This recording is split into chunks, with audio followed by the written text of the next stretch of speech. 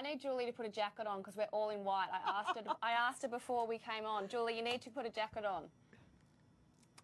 Flat out, I haven't had time. Does someone... Come on, I told you 2 hours ago. We know Amber, in chat room. This is not... So I'm sorry, I've been flat out, Well, honestly. I'll call wardrobe and we'll get something. No, if you give me a second, if we can ask... I'm not sure who your lineup is today. If there's just a jacket floating around out there, ask Danica. Unless you want to run down and see if there's a jacket. No, you're right. No, you're right, because you told me it's fine, Sandy, but there can't be 3 of us. No. And I've made this clear 2.5 hours ago.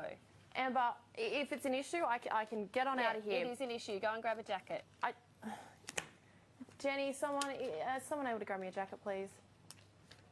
If it's an issue, I wasn't saying it for no reason. The wardrobe girls will be furious downstairs. I'm wearing blue for one, Amber. I don't want to be having this. It doesn't look like it. Jenny, get someone, a producer. I told her there's 2.5.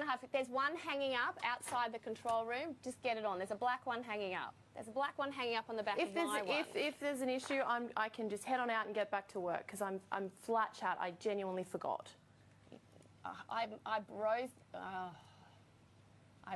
made this. I told you. If it's an issue, I'll just jump on out. Honestly, fine, jump on out. If that's what you'd like to do. Come on, wearing a jacket is not. I asked you 2.5 hours ago. It's not the hardest request. Amber, please. This is not the only thing I'm doing today. Yeah, there's one hanging on the rack. I know there's 2.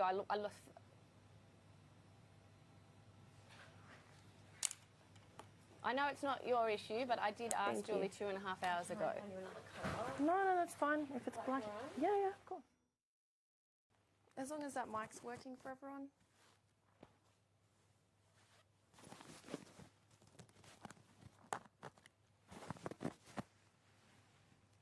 We'll go for there.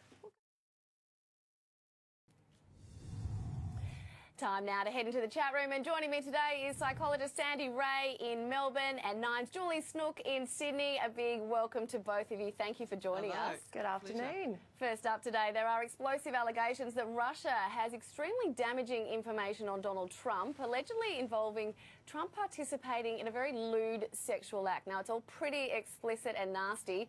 Trump has taken to Twitter to deny the claims. Sandy, if it's investigated and found to be true, I mean, should he be impeached, or is the soon-to-be most powerful man in the world going to get away with this, just like seemingly everything else?